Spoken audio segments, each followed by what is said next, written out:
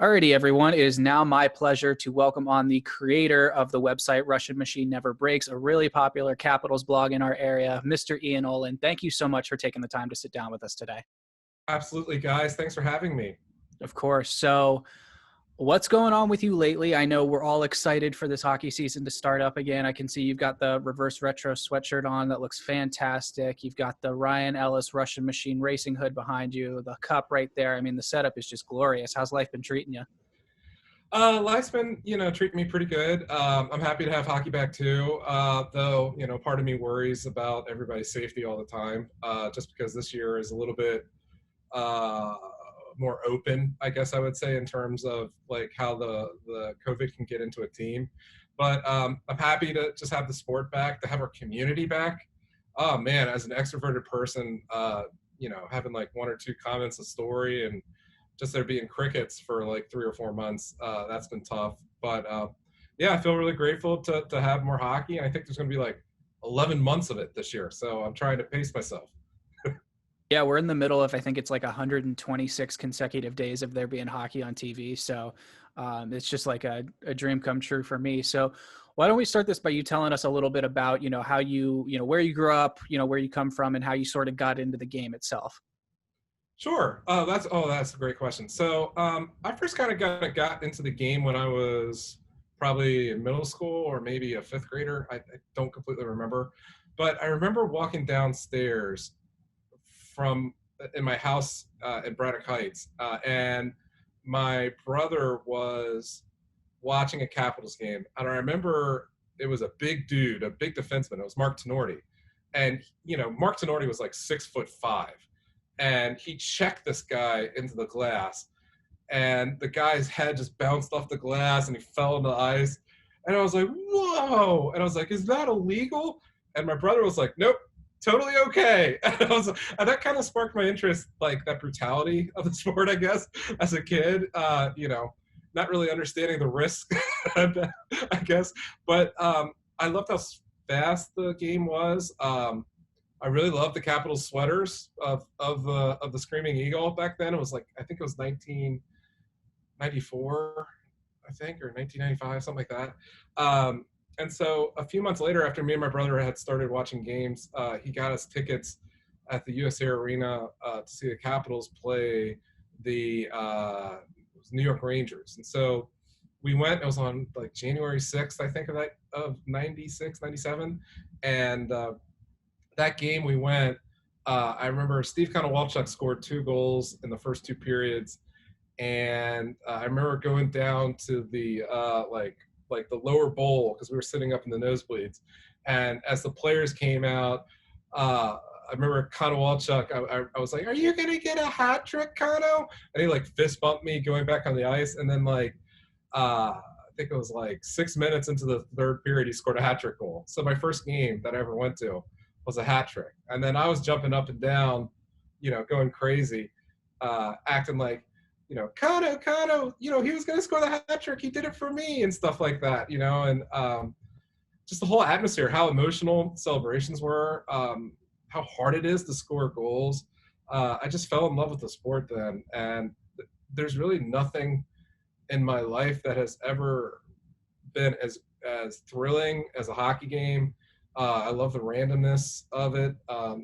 Sometimes you're the better team, but if you don't play really, really hard, you could lose the last place team. And, I love the personalities on the ice. The players were always so super nice. I remember going to Piney Orchard as a kid, like getting autographs from kids and like Ken Klee patting me on the head. Like all the guys were just really nice. And they were all ambassadors of the sport. And it was just hard not to root for the guys and fall in love with the sport. So that's kind of how it began for me, at least the falling in love with hockey.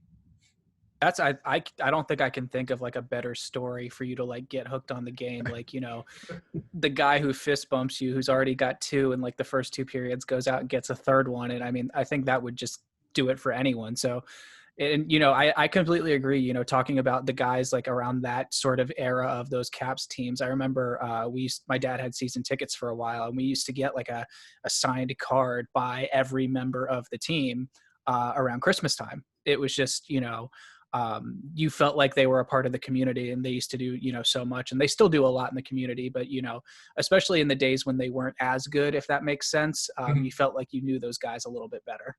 Yeah, absolutely. It's like once the team got a little bit better, there becomes a distance, you know what I mean? And everything's been professionalized, even throughout the autograph industry. That absolutely, it's totally different now from what it was before. I love what you said about the guys being ambassadors of the sport too, because I think it really says a lot about hockey players. And, I feel like anybody who is a big fan of any sport would love to kind of say that they feel like their guys are the best. But I really do think that hockey players are just a different, especially at the NHL level, just a different type of considerate and just representatives of good human beings and pro athletes. It's good to see that. Yeah, absolutely. I couldn't disagree. I couldn't agree with that more. I mean, and like I said, even the first couple of years of the Ovechkin era, it's just so that guys were so accessible, and I really, the Capitals conventions that they used to have, I really think that just created such a passionate fan base that was already kind of there, but it really just made it build. Where with hockey, you just as there's been more and more individuality with players, I think that's really helped the sport. And I think Ovi's a great example of that, of just being different, and embracing that.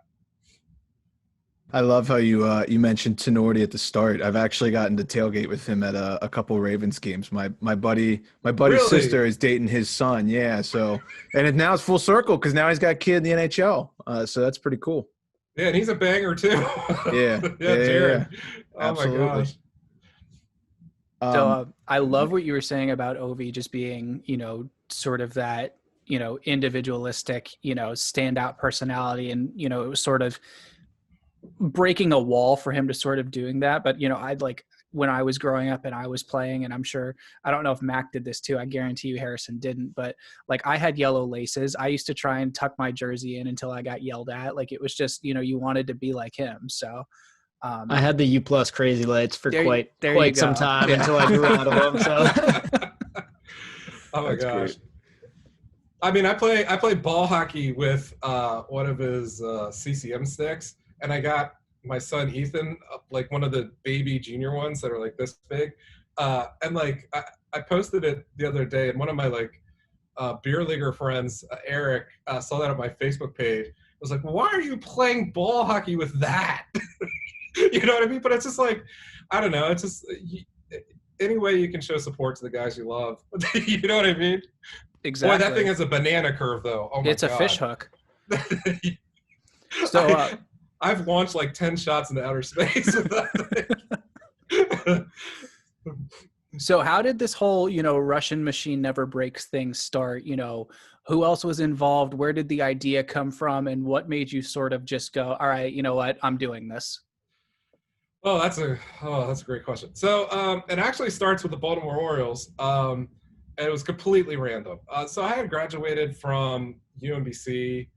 I think at that point I was 22, and my roommate at the time, Daniel Morose, had a blog, an Orioles blog called Frost King Baseball. I think Frost King in Russian was like, I think that was the nickname for Santa. I don't know. It was really weird. I love where this is going. But anyways, he was my roommate in Owings Mills when we lived there. And he had done the Frost King thing, and then he had noticed that there were a lot of people doing Chuck Norris facts for Matt Wieters, who was their first round pick. I forget what year now. It's all a blur. But he started collecting these Chuck Norris facts of Matt Wieters, and he put them in a Blogspot blog. And they were just ridiculous. I can't even remember any of the sayings anymore. But like it started getting a ton of traffic on Google, and it was getting like 50 times more hits than his hardworking Frost King Baseball Analysis blog was, even though that was way better. Like he was actually, I don't know if he's still covering the Orioles. He does Camden Crazies, or he did. but he's a brilliant analytical mind. And so he created this Matt Wieters fact site, and I had gone to school for art, and I looked at it and I was like, well, do you want me to design the website for this? Maybe we can, make some really funny shirts and just see where it goes, and maybe it'll give it more attention because people clearly find it funny and like it. So I designed the site, and we did some shirts, and I made a fake like Hall of Fame plaque, and the Hall of Fame plaque just went nuts on I think social media was around that. I can't remember anything, but so I made this Hall of Fame plaque for this guy in the minor leagues that wasn't even in baseball yet, and we made it really ridiculous. Like he hit like 1,500 home runs in the major leagues and won like 15 World Series. And so that kind of spread on the internet, and then Wieters was asked about it on Baseball America, and he made some kind of joke about it, about finding the site, really silly, and that was just like so exhilarating and fun. And then every time Wieters so he was playing in the minors, and every time he went to a new town, that major newspaper would write about Wieters, and then because our site was so ridiculous, they'd always either mention us or write about us or ask about us. And so the website started like picking up steam. Like it went from getting like 500 hits a day to like getting like, on his debut, it was like 40,000, I think. And ESPN mentioned and linked to us. And I remember on SportsCenter that night, I believe they mentioned or hinted at us on SportsCenter during his major league debut. And that whole process was so fun. And for me, you don't really know what your dreams are necessarily when you come out of college, like what's possible, what's not. But it's just like, wow, this was so fun, and I'm good at it, and it gives me confidence, and I love sports, and this is the way I can kind of give back to the community. So obviously, I love the Capitals, more than anything in life, and I had gotten a lot of attention from Wieters, and so I reached out first to my brother, who was a journalist, and I'll share that backstory too, and Peter Hassett, who went to Frederick High with me. He was a year older than me, and I wasn't necessarily like really close friends with him, but like Peter wrote like a live journal or something, and it was incredible.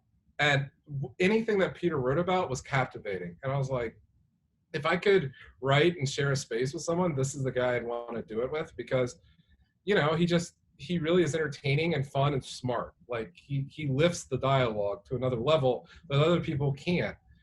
And so I told him my idea about covering the Capitals. And so my old roommate, Daniel Moroz, was in, my brother, Brandon, was in, Peter was in, and I think that was pretty much the group getting started. And I remember this, Japers and On Frozen Blog and the DC Sports Blog were incredible about welcoming us when we first started and like linking to us. And I remember we had like 2,000 Twitter followers by like our first week.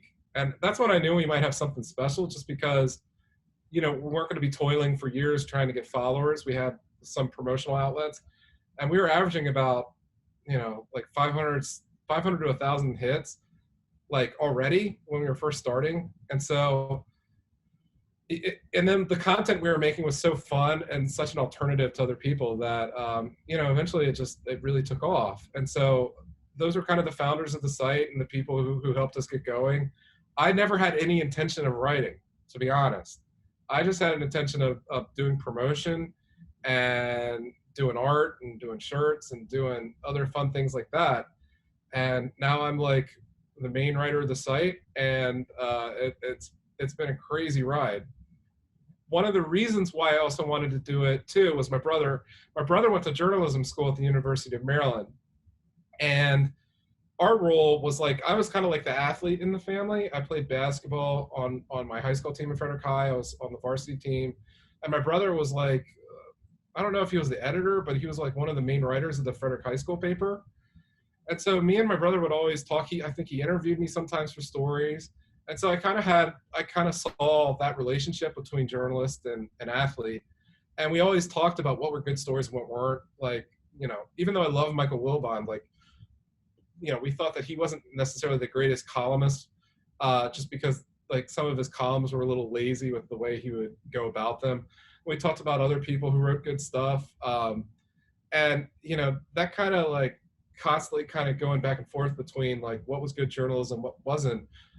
I was becoming a journalist in those moments and I didn't even realize it. And so I kind of had this art promotional background. Then I had this journalism background just through my brother, just from talking with him and absorbing from him and his incredible education at the University of Maryland. It kind of just made me really well suited for this. And especially at a time where newspapers were going digital and everybody was trying to figure out social media, the skills that I had really translated well to the movement that was happening at that point in time in 2009.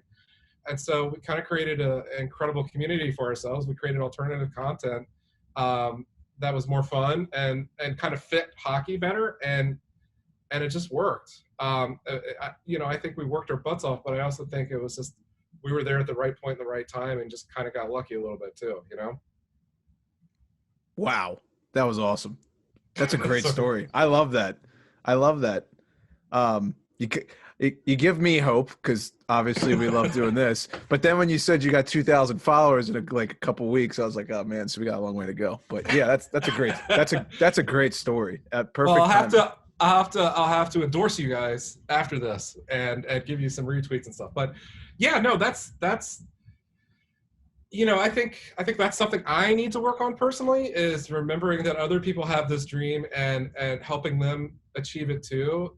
You know, because you know, Ted Leonsis said this a long time ago, and I didn't necessarily believe it, but it's true, is that a rising tide floats all boats. So, you know, there might be some people that love you guys, and if your boat floats, it floats our boat a little bit more. It makes more people passionate about Capitals hockey, which is what we need, you know. And you know, so that's one thing that I always try to keep in mind, is just to try and give back as much as I can when I have the time, which isn't a lot, unfortunately, because of my babbling bundle of joy of Ethan, who's like up to here on me already as a 3-year-old. So what's that experience been like, being able to, you know, Ethan's 3, doing the math, you know, going back to 2018, you know, or around then? What was that like to sort of, you know, have a child around that time and be able to share what happened then and what has happened since then with him? You know, the first thing I think about is that he's so spoiled. You know what I mean? Even at like age 1, like he got to experience a championship, and you know, he doesn't. I don't want to say he doesn't like hockey. He does. He's starting to get into it, but he loves trucks. He loves you know, little kid things like trying to think here. You know, Paw Patrol. Like he loves stuff like that. He loves counting. He loves making messes. You know, hockey is a little bit too complicated for him, and it's not. You know, he's not like Sergei Ovechkin, who wants to skate and sleeps with a stick. He sleeps with Marshall from Paw Patrol. So, but from my perspective is that, you know, if he does get into the Capitals, he's already experienced a championship. He's constantly seeing them win. And, you know, when I was watching, I remember, you know Abe Pullen loved the team, but I remember that the Capitals were clearly secondary in that hierarchy to the Washington Bullets and now the Washington Wizards. And I remember there was a lot of times he would chase free agents and stuff like that. And, you know, it took a long time, but like, you know, Ted Leonsis really puts his heart into the team, puts his wallet into the team, and really tries to field a championship team, not just a good team or a mediocre team. And so, you know, like I had my heart broken so many times. So like when I look at him, you know, I just kind of laugh and like, well, lucky. That's what I think about. But we don't really share too much. We watch hockey sometimes at night. 5-minute attention span at most about it. But I don't know. Like I, in a weird way, I'm thankful that he has other hobbies, because I want him to be a different person. I want him to be his own person. And I don't want him to like things just because I like them. I want him to like them for himself, because you know, the love for that thing is much deeper when it's something that you discover yourself, you know?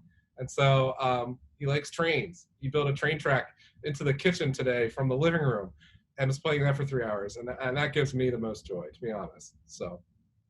Absolutely. It's a great attitude to have too. And you briefly mentioned obviously some of those heartaches that all of us Caps fans and honestly all NHL fans have experienced with their respective teams throughout the years. But I'm kind of curious, for a lot of us regular old fans, we watch our team lose a big playoff series and after that we try to probably distract ourselves and hop on. I know what I do is always say, I mean, the Ravens lost and now I'm just full Caps. And when the Caps lose, I go full Orioles. I just kind of switch to the next thing. But for somebody like you, you kind of have to write about it after it happens. And so I'm curious what that experience is like. Is it sort of helpful to sort of write about it after a big loss like that? Or is it really hard to write about a big loss? Or how does it go for you after that? That's an incredibly good question. It changed in 2018 when they won the Stanley Cup. I'll start there. Is that when they won the Stanley Cup, I didn't really know what my reaction was going to be going into that game if they actually won. And when they won, I remember in the third period, my hands started shaking like uncontrollably, and I just started crying. And I didn't realize that how much of that losing and just heartbreak just was going to come out like that, especially, being, I guess, one of the leaders of the community. It was so meaningful and so happy that everyone could experience that. Because honestly, one of the things that I always said was like, I just wanted to stay alive long enough to see him win a championship. And I was saying that in a way where I thought it might take until I was like 70 because I just didn't think it was going to happen. So let's start there. Is that, I had a lot of emotion come out then. Going backwards in time, when we would cover the team after those losses, like the really bad heartbreaks, like the Montreal series in 2010, the Rangers year, I think it was 2016, and they lost in, I think, Game 7, and Holtby was like laying on the ice face down. I just remember during those games, my heart rate would be like 150, 160, like I was running a marathon or sprinting. And I remember after those games, I'd be shaking still. And to be honest, Peter would always do a recap, and then we'd kind of leave it. And then we might pick it up the next morning. But it was such a heartbreak for us, and it was just so fatiguing. It's almost like when you go through a full season, and I'm sure the beat writers feel the same. It's like, even if you don't love the team, like when you go through a whole season of that much detail and thinking through things and covering it just nonstop, when it ends, it kind of feels like a weight is lifted off your shoulders. And I think when we would get to that point previously before 2018, it would kind of feel like that, and we'd feel that emotion and just let it out and relax for the first time in months, because we didn't really feel like we could bring much to the conversation beyond going in the comments and talking with people, because it was more of a nuanced emotional conversation at that point. But after 2018, I started understanding the value of learning how to break things down, talk more about why did that last goal happen, where did things go wrong, and kind of covering more of the post-game stuff. And I feel like the last 2 years we've done it a lot better, where we left the emotion of it away. I think for me personally, is now that they won the Stanley Cup, what am I trying to say here? It's like I don't feel it as much. Like, now that they won a Stanley Cup, it isn't, the highs and the lows aren't nearly as bad. I'm way more even, and so I can kind of, it's easier to cover the team after those games. But yeah, I mean, before that, it was hard to really keep going. And a lot of times I cover most of the summer stuff just because it's more silly or up my alley. And so sometimes the summer stuff is a little bit of a grind too, just because of that. So, but yeah, that's a great question. Was it hard to like stay motivated after those? Like, I mean, you mentioned those devastating losses, and as soon as you started to say that, it's like those three that popped into my head. Like, I can remember where I was and what I was doing and what I ended up like putting my fist through when those games were over. But, after that, and then you have to digest it, and then you have to dissect it. I mean, is it hard to sort of motivate yourself to do that? I feel like if I was doing it, I would be like, I don't want to get out of bed today and do this. No, So yes and no. I mean, like I said, is like before when it was way more emotional and devastating, it would be hard to get going. But eventually you come to acceptance, and then you know that you have a role to fill. You have a job to do. You have to help people understand it and start breaking it down, or at least provide an area where people can start talking about it, and just start bringing people together and find fun stuff to talk about next. Um, I think for me now is like it's more of a business. This is more of my life. So like I think in terms of that is that like a lot of times after losses, it's also a time where people are struggling to kind of piece together why. And so it's really important, and it behooves you to write about things after those periods of time. So I've always found myself. I think before maybe like the last couple of years, I always felt like there was a higher level that the site could get to, either as a business or as just like page views or like a certain level that I wanted to get to. So I always felt a sense of like duty and a sense of like I was letting opportunities fall through my cracks.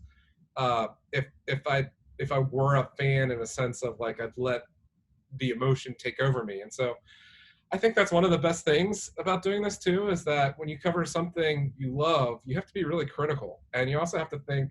It really forces you to not think emotionally, and a lot of times, I'm an emotional person, so like that's really helped me grow up, as a mid-30s person, So, so that was just part of doing this. It's just that, there are times where people need you, and so those times are definitely times where, people like you guys, people like me, people like Japers, they want to know why. They want to think about it. They want to be able to understand it and process it. And yeah, so. As the only non-Caps fan on this call, I can like feel like the emotion in this conversation, and it's funny because I have a ton of friends who are Caps fans, but one in particular, he's like a diehard Ravens fan. This kid could name you every player that's like third string backup special team since 2000. But that 2018 run, I feel like resonates with him the most. And I'm just completely guessing here, but I think for maybe you, it's like there was so much pent up like anger and disappointment for so long that you tell me if you think otherwise. I think it might have actually helped you because people gravitated towards wanting to like feel the positivity of something that's going to come. Would you agree or no? Yeah, absolutely. And like you said, is that I don't know why. It's just like you look at like the Penguins, they won like how many 3 Stanley Cups with Crosby during those years. Yeah. And then you look at Ovechkin and you're like, he's just as good. Why isn't this clicking? And you eventually get to a point where it just feels cursed. And I think that's something even, I don't want to delve into politics, but when things don't make sense or things just hurt so bad, you look for stupid reasons why certain things are happening. And I think everybody started believing in a curse. I think the players did too a little bit, where they were never going to get past the Penguins. They were just never going to get past the second round under Ovechkin. So yeah, when they won the Stanley Cup in 2018, everything felt possible. You know what I mean? As soon as they beat Pittsburgh, when Kuzi scored in Game 6, like it just everybody's brain got unscrambled. You know what I mean? So even in that Tampa series when they lost 3 straight and it seemed like they were going to lose after going up 2-0. People had way more faith because of that Penguin series, and yeah, absolutely. It's been so fun. I feel so lucky to be able to cover a championship season too. And, just going through that process, everybody was just so much more excited. The passion level, it's crazy. The passion level went up during that playoff series and that postseason.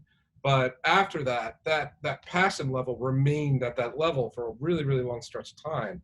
And so that was also fun to really just feel like you're writing to just a whole bunch of people and really trying to digest things and understand it and enjoy it and try new things too. That when you have that much traffic, you can start trying new national things, bigger pieces and stuff like that. Maybe get a little bit weirder and see what really lands. And that was a great part of that too. So. Talk about the passion levels kind of right after that cup win for us. And, I've been a Caps fan my whole life, was pretty much born into it, had no choice. But to me, one of the most insane things about the whole thing was seeing just how many Caps fans there were in the crowds and in whether it was the parade or outside of Cap One for those last couple games in the Cup final. It was just shocking to me, like how many Caps fans there were. And I'm curious if that was at all kind of surprising to you as well, or if you sort of saw that amount of passion in your page hits and stuff like that leading up, or if kind of all these fans came out of the woodwork. What was that reaction like for you?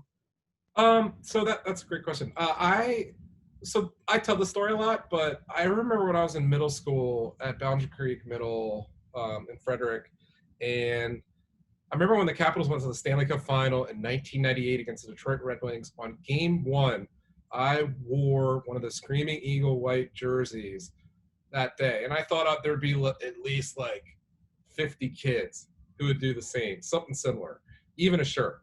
And I was the only kid in school who had a Capitals jersey on that day, and there was like 3 kids with Red Wings jerseys, and I was like, what? And I was just like, I just remember that being like, this is wrong. It felt wrong. You know what I mean? And so, so 20 years later, they win the Stanley Cup. And I get to experience that through my site, which has a huge community of people. And I remember when I went to the parade, I covered it as media. That morning I went to the Stanley Cup photo, which was hilarious at then Verizon Center. And, I remember, them taking photos. Remember everybody taking photos. Now I hadn't taken a photo with the Stanley Cup at all. I had actively avoided it all my life. I only wanted to do it when they won the Stanley Cup. I thought it was bad luck. Again, stupid curse thing. But B, I just thought like it would be so much more special if I did it if they ever won the Cup. And remember that day there was like a line like the owners took photos with it, and then some police officers were taking photos with it. And I was just media kind of like milling about on the ice. And one of the police officers asked to take a photo, like DC Metro Police. He asked me to take photos with him of the Cup, and I took like 3. I remember I got down on the ice to take one, and the guy, I think, appreciated how much I did that. And now media wasn't supposed to take photos with it, and or at least it felt like that. Like, I don't know if it was explicit, but it was one of those unsaid things. And the police officer was like, do you want a photo with it? And in my head, I was like, oh my God. And so I go over there and I take the picture, I put my hands on the thing, and I touch it for the first time. And I just remember that 1998 moment of being in middle school. And I was just like, I can't believe this is happening right now, especially after that sweep. So that was really, really special. And then I remember I go over to the parade, and I think there was like, my guess, I'm not an estimate person, but like it seemed like there was like 500, 750,000 people there. And I remember I was up on like one of the high rises overlooking the crowd and the stage. I remember walking over, there was like walking over, and like I'm just Alan May makes fun of me for living in my mom's basement, apparently, being like a basement blogger wearing sweatpants. And I was like signing autographs, walking to the media like position. And then I remember walking up there and just being so emotional, just seeing how many people were there, and just comparing it to when I had been in middle school before. And I remember that day, or the day before, I went out to lunch at like a mall in like Columbia, Maryland. And I remember that there was like, everywhere I went in that like that food area, there was like, everybody was wearing Capital shirts and jerseys. It was hundreds of people. And it just felt like that passion level for the team had finally been where it wanted to be. And I remember too, at the parade, one of the media people like pulled me over. I forget who it was. And they were like, you're a big reason why there's so many people here. And I remember tearing up when that person told me that. So it's hard to really put into words like I'm kind of like guiding a ship a little bit. Like, I don't really feel like I'm the captain. You know what I mean? I just feel like I'm a part of it. But it's been just like so emotional for me personally, just to love the team this much, see the level that they got to, see how many fans there are. I mean, I know Ovi is like 95% of that, Bruce Boudreau, Ted, Leonce's, the NHL building so many rinks around here. And I don't mean rinks as in ice rinks. I mean rinks as in like outdoor rinks where people can just go out and play. There have been so many people a part of this, Barry Trotz, Nicholas Backstrom, but this really is a hockey town. And I think the media aspect of it, I think this is the best media area of North America, well, not North America, of US. Like, I think we have the best coverage, at least online. Like, I just think this is a really first-class area for Capitals hockey and hockey in this area. And I'm really, really proud of where it is. I'm just, if anything, that's the thing I'm most proud of. Absolutely. So kind of like switching gears more towards like the business aspect of things, what's kind of like the one thing that or multiple, it doesn't matter. What's some of the key lessons that you've learned as you've kind of grown this brand and gotten it to where it is now? I mean, you obviously have the cliches, like never give up and all that, but is there anything that really stands out, like a mistake you made or something you were like, wow, that was really smart of me to do? I think consistency is the most important thing. Is that being there every day means something. Even if you write something bad that one day that you're not feeling it, if you write something, if you do something, when people feel like they can depend on you for something, that's when you reach the next level. And so I think that's the first. I don't know if I learned that. I always had that hunch. Like, one of my favorite players growing up was Cal Ripken. And so that aspect of who he was, even if you're going to go 0 for 5 that day, maybe you're going to make a good fielding play, but you're always going to be there. You're always going to be a leader. That always was something that I thought was really important. I think it's always good to have different voices to give people, a different voice other than yourselves, a platform. And I think one of the things I've learned is maybe you want those people to have passion for the team and express it in their own way, not in the way that maybe you foresee. That's something I've learned. I think the other thing is ask for help. I'm an extrovert. I don't learn by, sometimes I do, but like, I don't go through Google trying to figure out certain ways of going about things. I talk to friends. I think I talk to contemporaries. I talk to people who are smarter than me. I never think I'm smarter than anybody else.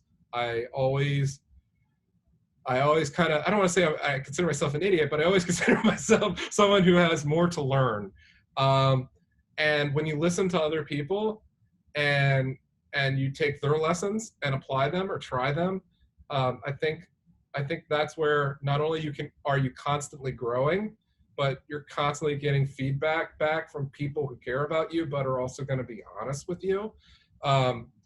And I feel like I've been blessed to have I'm surrounded by some of the most talented people ever in this area.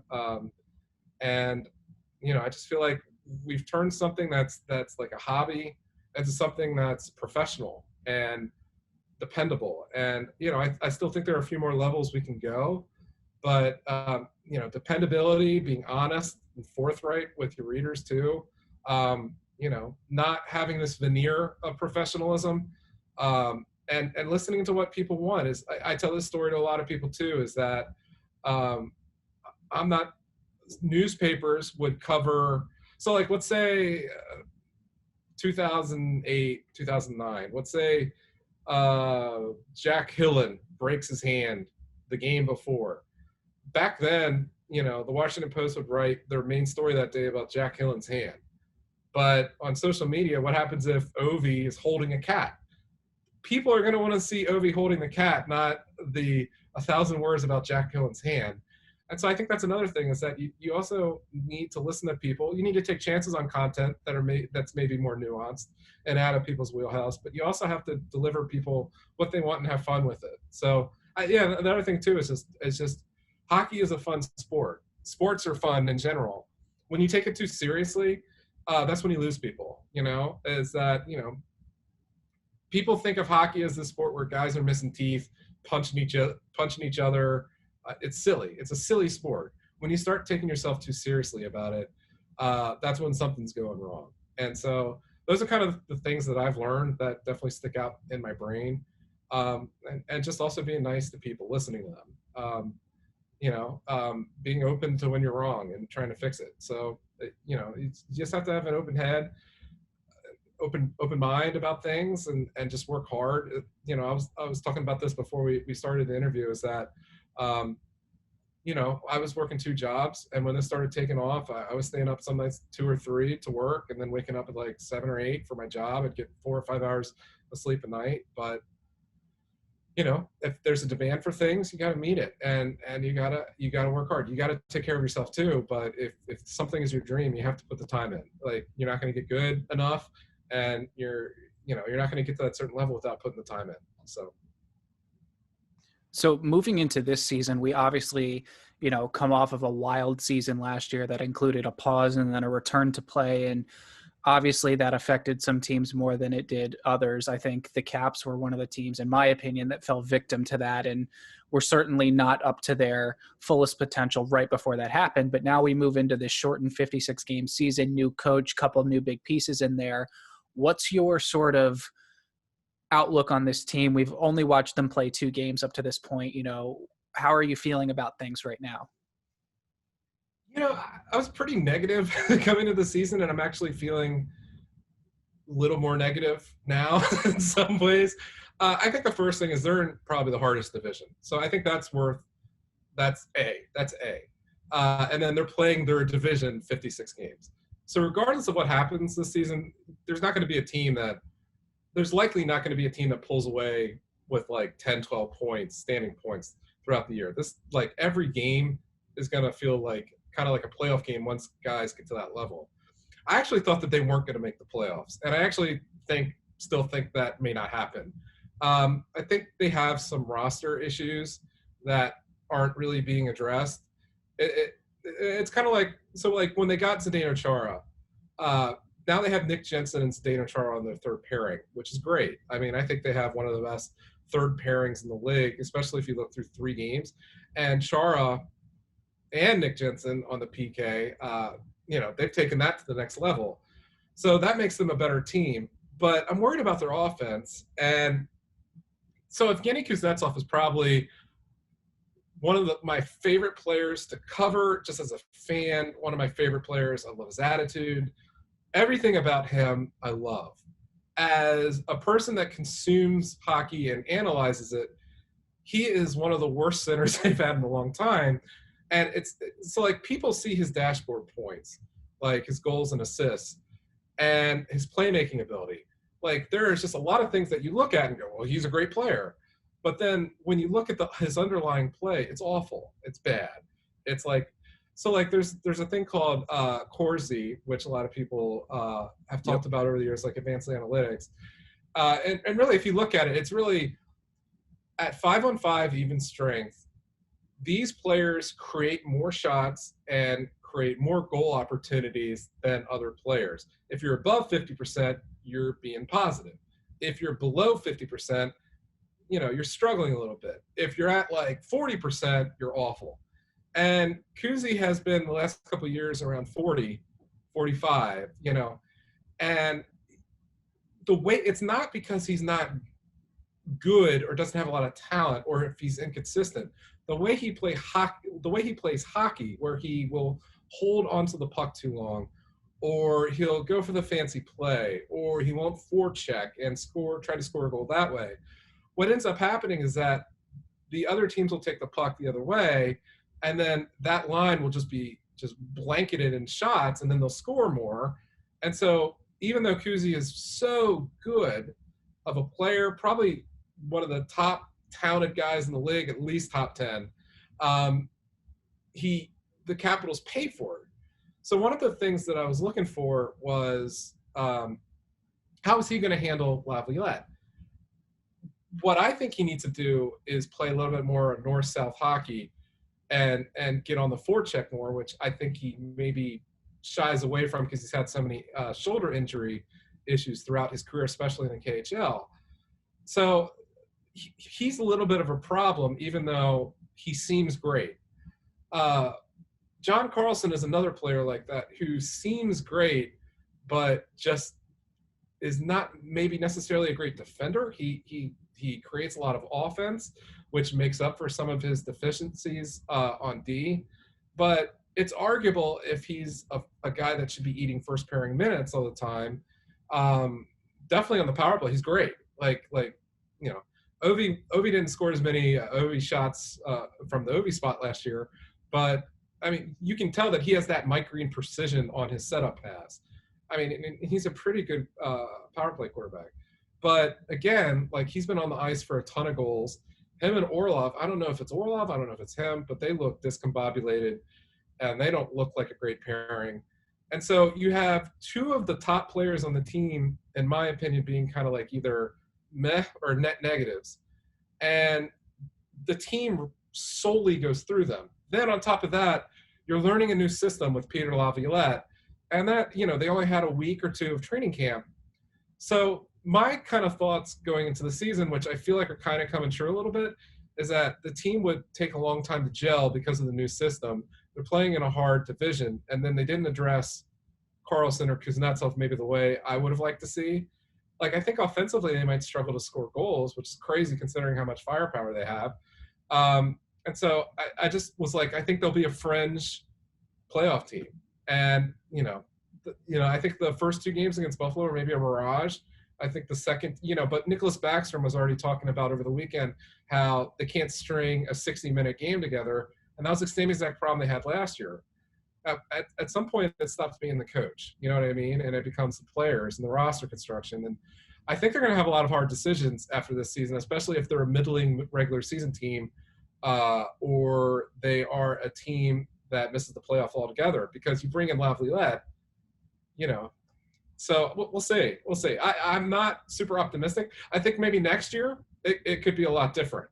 If they make a few moves, maybe they get a little bit younger. They have guys like Martin Farivari, who I think are NHL defensemen right now. Siegenthaler is an NHL defenseman right now. McMichael is arguably an NHL player right now. They have a lot of young blood, and I think you need young blood to be good, especially in a weird season like this. When I watched the first preseason game, the second one was way better, but the first preseason game, you see the minor league guys just destroying the regular guys. And it's not – I don't want to say it's effort, but I think it was conditioning a little bit.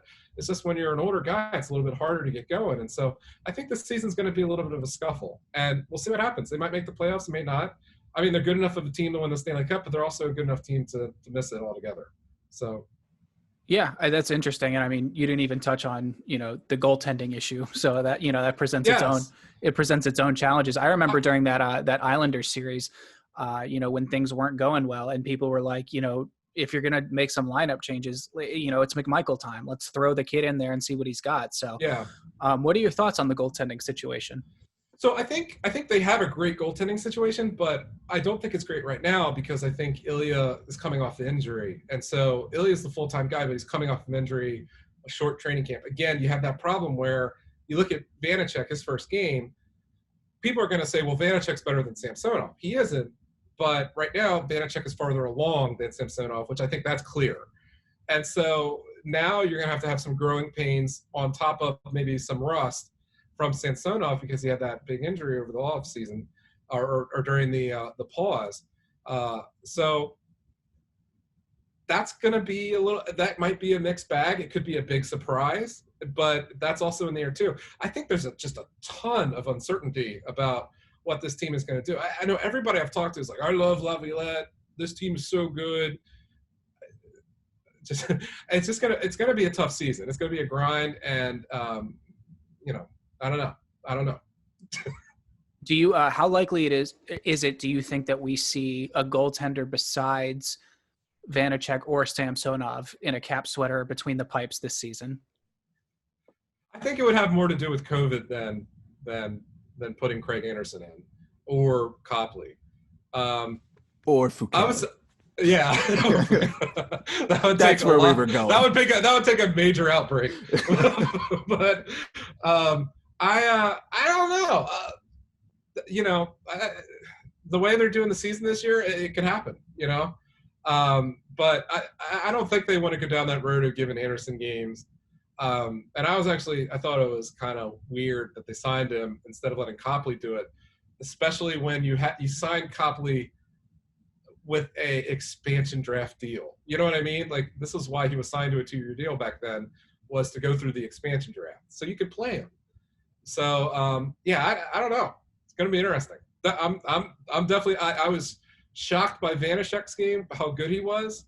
And I've been pretty underwhelmed by where Samsonov is right now, but I think he'll get to that level. I do. Big Fucali, guys. He came on the show, so I had to throw that out there. Oh, yeah. No. Well, I forgot about that. Actually, when I was researching you guys, I saw that, and I was like, oh, that must have been really interesting. He's had an interesting career, right? I mean, he's played for like 5-6 teams already. He seems like a character. Yeah, no, he likes to talk. He's a funny guy, especially with the South Carolina guys like to give us the scoop on him. So it's pretty fun. Yeah, it was a fun interview for sure. This is like completely unrelated. I'm just curious. Like, one, how much has your eyesight gone from staring at like stats and screens and writing? And two, how many cups of coffee do you drink a day? Or not? Or are you not a coffee guy? There you go. Wait. It's cool because it's the child and he's drinking coffee. So it's like one of those Inception coffee cups. I drink coffee all the time. It's more because my son kicks me awake at like 6 a.m. every day. Okay. I've always stayed up really late. And so like my main like REM sleep times are like 6 a.m. to like 8 a.m. Okay. And so like when I get kicked awake during that, I always have a tough day whenever my son is like twitching in bed, and he like that's something that happens. Like, you can co-sleep with kids when they're that young. So like he'll start off in his room and then he'll run over at night, because it's kind of like being in a pack. It's like if you're away from your pack, you feel really scared, and kids kind of have that natural fear of just being alone. And so like that's actually the worst part. And so I like today I'm exhausted because I played hockey yesterday. He woke me up at 6. So I've drank at least 4 today. Wow. Yeah. No, I just asked because, like, I feel like the whole world, with how much technology is constantly around us, we're all getting some type of, like, deficit disorder, like my attention span. So I was just curious. Yeah, me and Peter get really fatigued sometimes. Like, I'll get brain fog. Like, the opening – so, like, you had last Wednesday was, like, final rosters announced. You have all those interviews that are interesting. You have the first game on Thursday, the second game on Friday. By the end of Friday's game, I had brain fog, and I literally could not think of words. At like 8:30, I checked out. I was like, I'm just done. I can't do anything else. So that's actually what I have to. Peter has that too sometimes because he still has his day job, and for us, it's a grind. And we try to go fast. I mean, we're not trying to, wait for an editor to spend 2 hours on our stories unless there's a feature that's worth it. But like we're trying to get things fast and go quick, and so that there is a fatigue. My vision is good, but I start getting bleary-eyed when I've done too much, definitely. So that's an interesting question.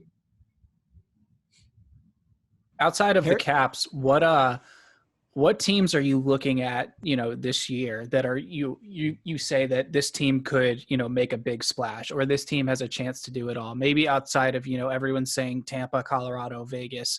Do you have any dark horses for who could make some noise this year? I love the Rangers. I really like the way they're set up, and I think, just they have that top talent that's still young and fast and developing, and then they have some really good young players in Kako and Capo and and Lafreniere. I'm really interested in the Rangers. I think the Devils are a little bit better than people realize. I think Jack Hughes is going to be a lot better. I mean, Vancouver looks pretty good. Holtby is maybe not where he used to be, but that's still a big game goaltender. He's consistent. You know what I mean? So those are a couple of teams. I think Colorado, it's the cup for them to lose this year. So it's hard not to pick them out. But those are kind of the teams. I think there's just I'm interested in how Pittsburgh's going to be too. They added a lot of different pieces, some of which were horrible, especially on defense. Oh, but yeah. I mean, I thought they looked really good yesterday. It doesn't seem to matter who's on the Penguins. Just Crosby and Malkin are just so good, and Gensel now too. Is that they're just always a threat. So Yeah, as the Penguins fan of the show, yeah, they had some horrible defensive signings. You're exactly right. Hopefully, yeah. Oh, don't get me started. Hopefully, Kapanen will be a nice little shoe in on the first line. Hopefully, he plays tomorrow night. We'll see. But I know we're keeping you kind of long here. I just want to ask Nick or Mac if they have any final questions. I think I'm all set. Thanks a lot, Ian, for coming on. It was fun talking to you. Yeah, absolutely. Sorry if I rambled too long. Not a problem. No, you were great. Honestly, thank you so much. And for, especially for us, I think I can speak for all three of us. It's refreshing to hear, like, we're doing this, and you're kind of like inspiring me on the spot. So I appreciate it. Oh, Definitely. That's awesome. Yeah, I would say is that there are a few. All right, I'll just be really nice. Is that I've checked out. A lot of people do podcasts now. It's almost like the new blog, and no one does blogs anymore because Twitter and Instagram, like it really allows individuality. So like you don't really need to blog to express yourself anymore. But like what you guys are doing is really good, and you should keep doing it. And as time goes on, and you get some more guests and more attention, like it's going to take off. So just keep at it and keep working hard like you're doing. Like I can already see how professionalized you guys are doing it. Just keep it up. Thank you. We'll do.